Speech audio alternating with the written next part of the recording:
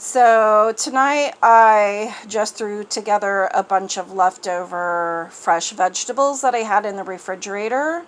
So I used about a quarter of a bag of spinach. I used 2 carrots that I shaved up. I used colored cauliflower and green onions.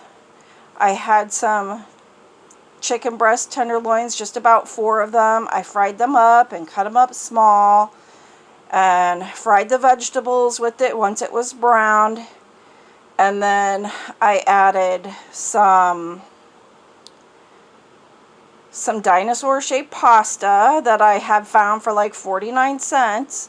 And then Bragg organic sprinkle, some garlic powder, sea salt, and pepper, and some olive oil to taste.